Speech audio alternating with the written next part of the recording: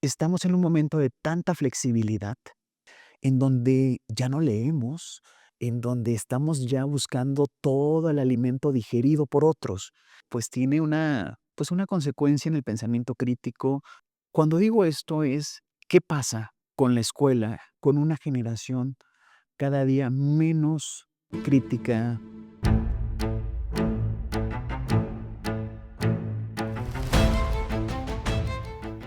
Estamos ante un reto mayúsculo para la escuela.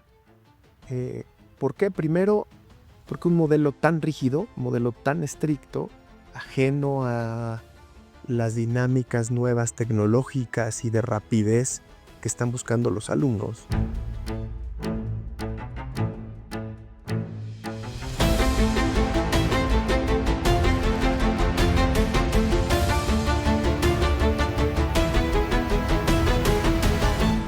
Es muy difícil hoy sostenerle a un alumno, no te voy a examinar hasta dentro de 9, 10 meses, cuando ellos en el TikTok, en las redes sociales, tratan de obtener satisfactores inmediatos. ¿Cómo atraer ese tipo de gente? Y quizá el consuelo que nos queda como escuela es que el problema no solo es de un sistema rígido de la escuela, sino también un problema con el derecho mismo. El derecho es rígido por naturaleza. El derecho es el cumplimiento de las propias reglas. ¿Qué reglas? Las que están establecidas en un papel. La dinámica va cambiando las reglas de acuerdo a lo que un régimen político diga, sin duda, pero las reglas están para cumplirse. Y el derecho entra también en una dinámica moderna. ¿A qué me refiero con esta dinámica moderna? Primero, me parece que el derecho ha dejado de ser una carrera que solo sea para ciertos especialistas. El derecho cada vez más ha estado presente en las dinámicas de cada una de las familias. Y esto pasa igual que con los médicos. Todos nos sentimos médicos en casa. Nos da una gripa y tómate un acetilsalicílico, cualquier medicina, recomiendas, porque tienes el problema en el día a día. La sociedad cada vez más tiene problemas que requieren de soluciones jurídicas. Tengo un problema con mi trabajo, tengo que demandar a mi patrón para que me pague mis salarios, tengo un problema de seguridad, ya arrestaron a un familiar o ya se bajó a pelear en una calle y lo detuvieron por riña en la casa. Todo eso es dinámica del derecho, que antes había sido separado, de decir tengo que contratar a fuerza a alguien. Y el derecho se ha convertido en una parte cívica. Tu pregunta era muy concreta. ¿Qué, ¿Qué puede hacer una escuela de derecho tan rígida frente a una sociedad, estudiantes ahora tan dinámicos? Regresarlos a lo básico. Y lo básico es el día a día. Día a día, noticia tras noticia, involucra derecho. Derecho de todo tipo, derecho comercial, derecho constitucional, derecho laboral, derecho penal. Todas y cada una de las materias en la matrícula, en el eje curricular de la escuela, tienen que ver con problemas diarios. Eh, ¿Qué redimensionamiento necesita la escuela? Seguir manteniendo el interés ya no solo por una institución de nuestra naturaleza, sino por el derecho mismo. Yo, que soy un profesor de Derecho Procesal Constitucional, que enseño de qué va el amparo, de qué va una acción de inconstitucionalidad, de qué va una controversia constitucional, de mecanismos de control constitucional que contienen al poder, que han sido objeto de reformas en los últimos 6 meses, pareciera que yo me quedé sin materia.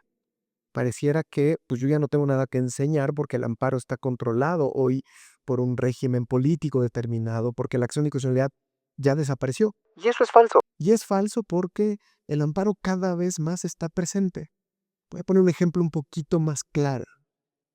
Mi compañera que da en cuarto año también Derecho Internacional Público, después de que en el nuevo orden mundial, según lo diría Kearney, ya desapareció y las lógicas hoy son manazos en la mesa y el derecho internacional y las instituciones internacionales ya no sirven, pues también ella tendría que desaparecer su materia. ¿Para qué doy derecho Claro. internacional público si la ONU no es capaz de evitar la intromisión a un país? ¿No?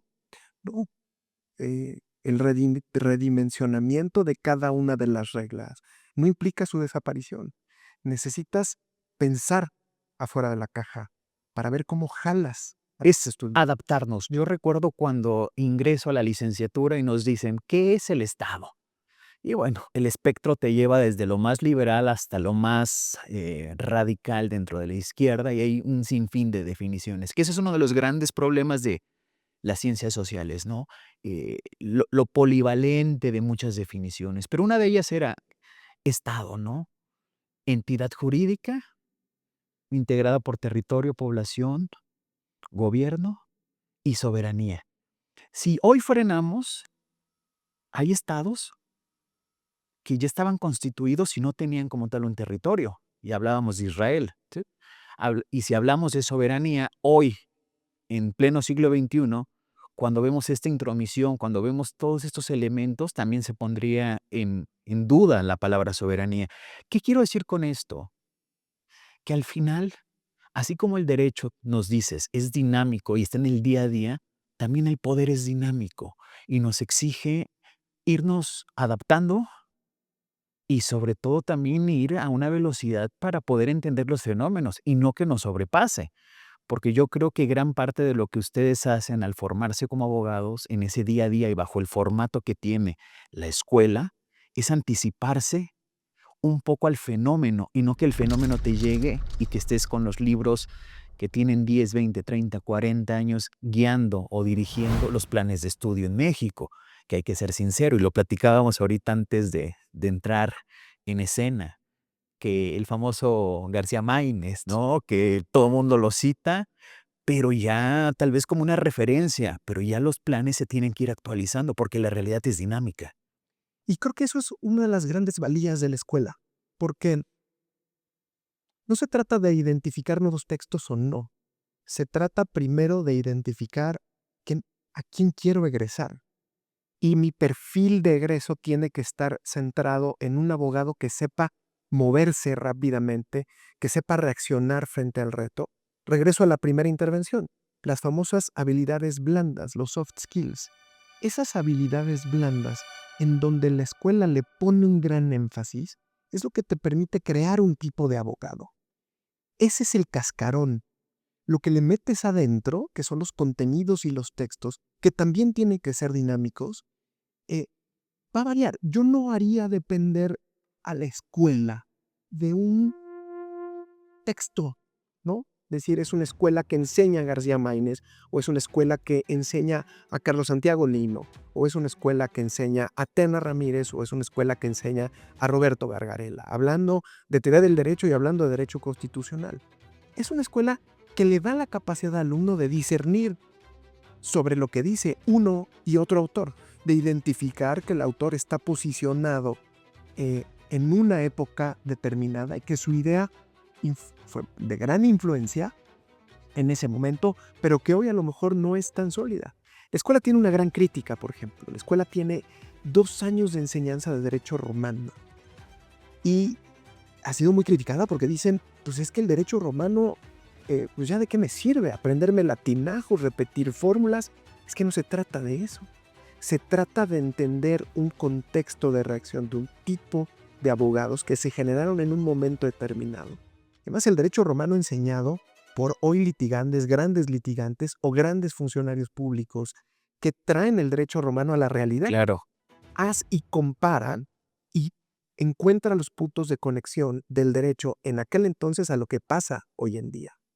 Entonces, la enseñanza hoy del derecho está o debe de estar enfocada frente a estas nuevas generaciones, más en un fortalecimiento de otro tipo de habilidades que requieren el abogado, que requiere del abogado más allá de que hoy lo más importante sea apréndete la ley de memoria, apréndete el texto de memoria. Porque además eso está en la inteligencia artificial. Hoy un abogado con las habilidades suficientes que se requieren para ser abogado puede consultar una plataforma electrónica y claramente discernir sobre lo que la plataforma digital, la inteligencia artificial está aportando. Yo necesito formar abogados con criterio. Si tú me dices, Roy, de esta plática, ¿cuál crees que sería el valor, la ventaja competitiva, cuasi absoluta de la libre? Para mí es actitud, carácter, temple. Eso nos permite que independientemente si las modas, las escuelas de pensamiento polulen en todo el espectro de la escuela, pero teniendo esas características, ustedes están generando un profesionista solvente en lo que hoy demandan, ¿no? Demanda la realidad. Y hablando de la realidad, pasaste, lo repito, del aula a la cátedra, a la rectoría. ¿Cuál fue el elemento en esta rectoría, espero no errar, de 2018 a 2022 que fue o representó el mayor reto, la mayor satisfacción al frente, pues de tu alma mater, la que te formó y a la que le sigues devolviendo, pero durante un periodo muy preciso dirigiste?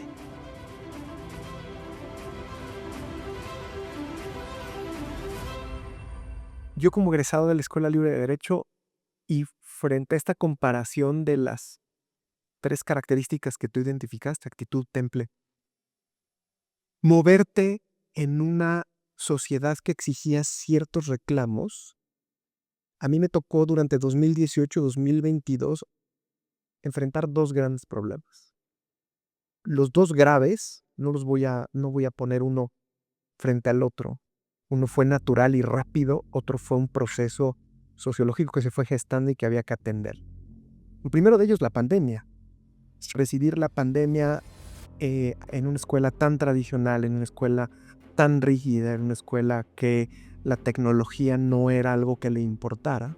Tuvimos que movernos de una semana a otra a tener clases en línea, a examinar en línea, a tener procesos de digitalización de los alumnos. Yo recuerdo cuando me senté con el equipo muy escaso de ingenieros dentro de la escuela.